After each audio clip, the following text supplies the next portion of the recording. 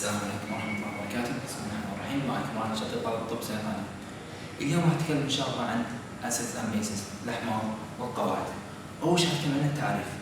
التعريف بالنسبة حق أسيد بيسز كان له عدة مراحل. المرحلة الأولى تعريف أرهينيوس. تعريف أرهينيوس كان الأسيد هو أي سبستنس مركب لما يسكن بالماء يطلع لنا هيدروجين ايونز اللي هو بروتونز، فديسولفد in water فيحتاج له ماء. والبيس substance that produces hydroxide، فخلى البيس hydroxide ion when dissolved in water، والأسيد hydrogen ion when dissolved in water. تعريفه كان قاصر على aqueous solutions يعني dissolved in water، فكان في تعريف أوسع منه. هالتعريف كان من أخوه أو يعني زميله برونستد لوري. برونستد لوري عرف acid substance that can give proton to transfer hydrogen to another molecule، والبيس اللي كان accept. فمثال نفرض ان الهيدروجين ايون او البروتون، طبعا البروتون هو الهيدروجين ايون نفس الشيء، نفرض انه هو فلوس. حلو، عندنا واحد اسمه بدر عبد الله، او واحد اسمه بدر وواحد اسمه عبد الله. عبد الله كريم او عبد الله عنده فلوس، بدر ما عنده فلوس. عبد الله وبدر ولده. عبد الله يعطي بدر الفلوس، عبد الله اسف بدر بيس.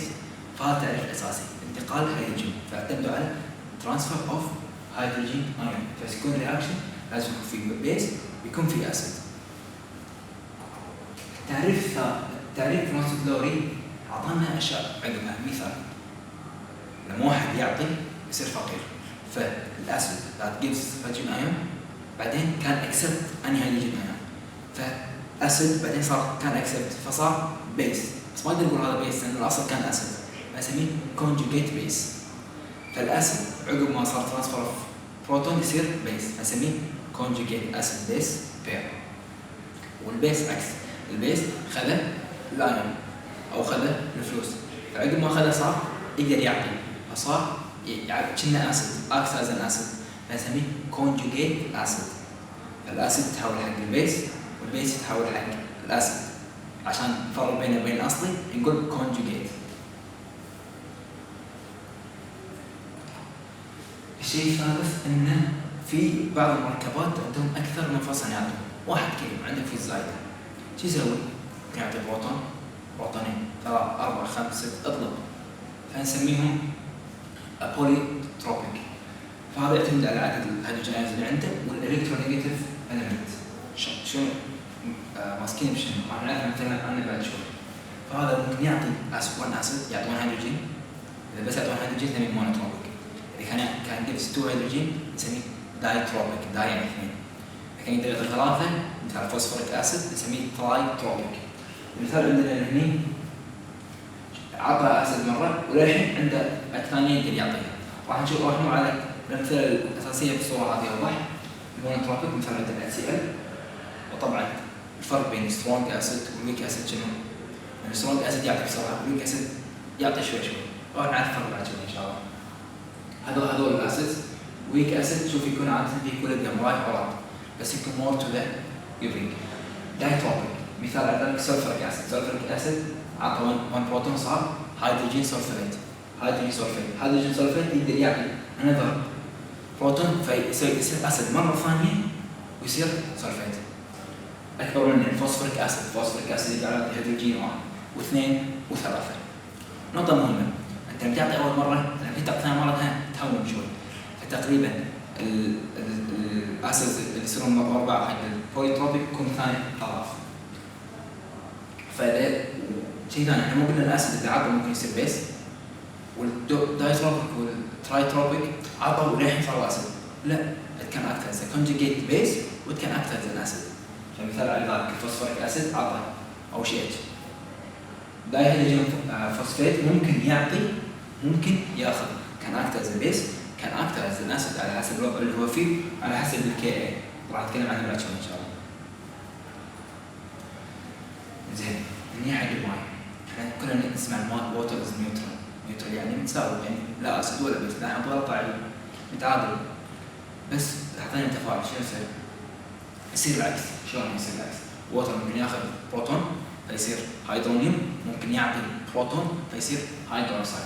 فكان اكثر از الاسيد كان اكثر از بيس، يعتمد على شنو النوعيه على حسب السولوشن. تقريبا هذا قريب حق التعريف السابق. فاي في وايد مركبات ممكن تصير اسيد وبيس بنفس الوقت على حسب السولوشن او المكان اللي هي فيه، نسميها امفوتيريك نيتشر. امفوتيريك يعني تسوي اثنينات، تبيها تصير اسيد اصير اسيد، تبي تصير بيس اصير بيس، اللي يعجبك. حلو. لويس ديفينيشن اوف اسيد بيسز. لويس كان تعريف ثاني غير عن التعريف السابق. حلو. لويس تكلم عن الالكترون بير، البروتون عكس الالكترون، بروتون بوزيتيف الكترون نيجاتيف. لويس تعتمد على الالكترون، فاسيد كان يعطي بروتون فاكسبت الكترون، فاسيد تعتمد اكسبت الالكترون، والعكس بيس كان اكسبت بروتون فيعطي الكترون، فخلاها من ناحيه ترانسفير اوف الكترونز. برونستون لوري خلاها من ناحيه ترانسفير اوف هيدروجين ايونز. مثال على ذلك عندنا بورون تراي فلورايد مع الامونيا. الامونيا تقريبا معروف ان هذا بيس، عندنا هني يبني النيتروجين فيه 2 الكترونز، هال 2 الكترونز يروحون حق البورون تراي فلورايد راح يصير عندهم كوفالنت بوند. كوفالنت بوند يعني رابطه سهميه. من اللي يعطى الالكترونز؟ امونيا از بيس. من اللي خذاهم؟ بورون از اسيد. راجع بطريقه سريعه ان شاء الله التعريفات الاوليه او التعريفات حق الاسيدز والبيسز، كل واحد شنو نعرفها. عندنا اول واحد ارهينيوس عرفه: acid is a substance that produces H ion. H الهيدرونيوم نفسه ال H ion when dissolved in water. هذا نعتبر او نقدر مثلا نحط AQ.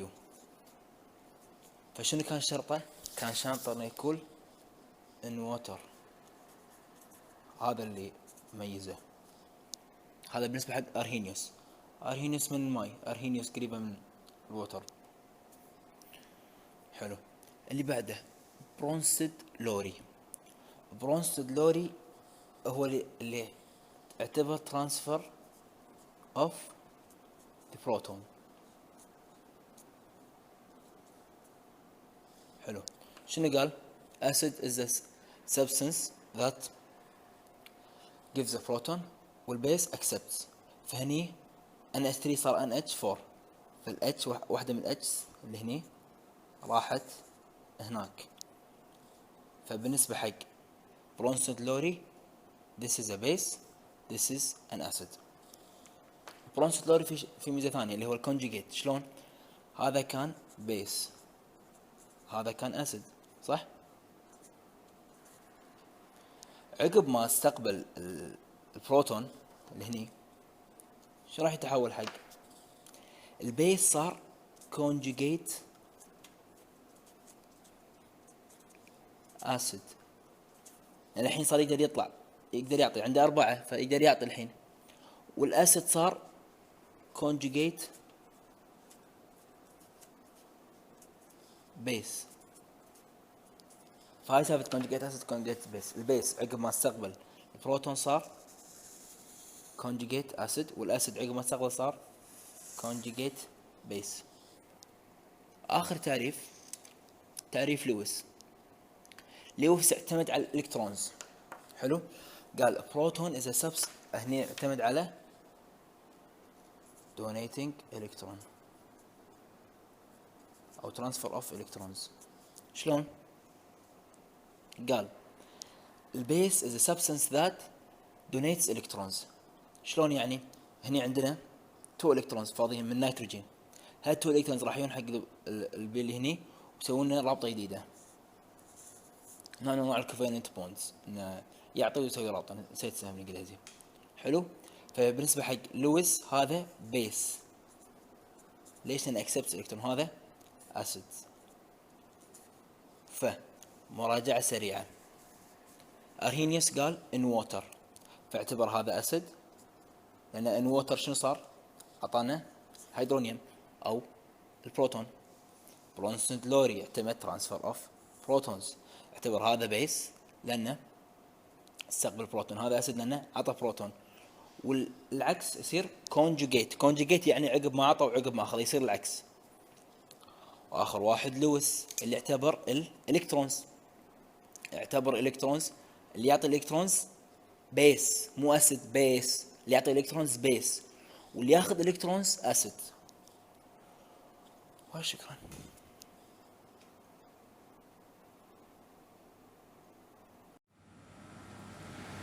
زين شنو قوة الأسد شنو قوة البيس؟ باختصار خلنا على مثال الفلوس طبعا احنا نعرف الفلوس طبيعيتنا يعني. أسد سترونج أسد يعني واحد كيف سترونج أسد ديسوسييت ايزلي تقول له بفلوس يعطيك فلوس هاك فلوس هاك فلوس. ويك أسد بالعكس تبي فلوس لازم محتاج صدق يلا هاك فلوس يعطي بس شوية. فسترونج أسد ديسوسييت كومبليتلي تعمل له ديسوسيشن فتحطه كله يتفجج.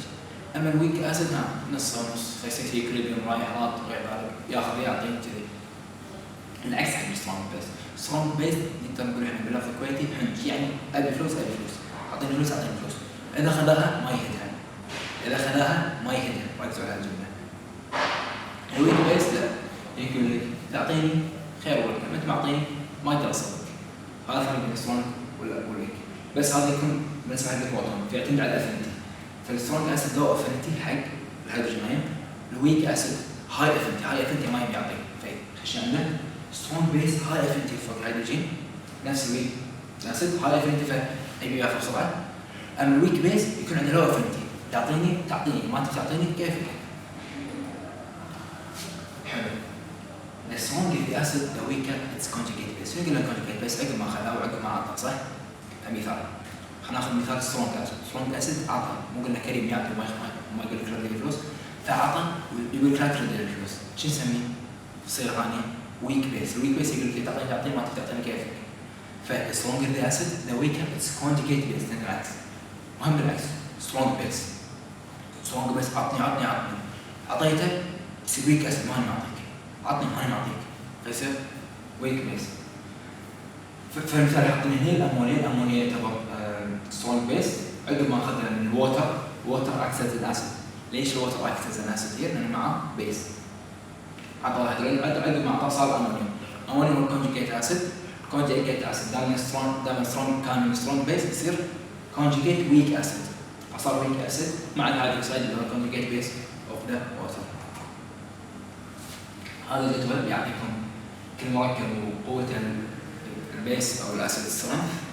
حلو تلقون بالسلايدات ان شاء الله. شلون نعرف قوة الاسيد وقوة البيس؟ تعرف قوة الاسيد قوة البيس تفاعل او كونسنت نسميه كونسنت اسوسيشن هو reactants over the products over the reactants يعني مركبات على متفاعلات. ال H وال A هذا association حلو فالاسوسييت كومبليتلي اللي فوق راح يصير اكثر من اللي تحت بوايد راح يكون more than one. فاذا كان more than one associate completely او strong acid. اما اذا كان فوق شويه اللي تحت وايد راح يكون اقل من واحد. فاذا كان مقدار واحد يكون ويك وهذا له علاقه بالانزيمز. وعايز تعرف شيء الويك يكون more مثلا to the forward بس مو معناته ما في backward يكون في equilibrium بس favors the forward reaction او غير ذلك. اخر شيء نتكلم عنه ان شاء الله اللي هو العلاقه بين الكي والاسيديتي. الاسيديتي تزيد مثل ما تشوفون هنا الكي قاعد يزيد بس البي كي اي قاعد تقل لان البي كي اي لها معادله خاصه تصير عكسيه. هذا كان كل من عندنا من نقطه اسيد بيس. اتمنى تكون واضحه معاكم. يعطيكم العافيه. صلى الله عليه وسلم محمد وعلى اله وصحبه اجمعين. السلام عليكم ورحمه الله.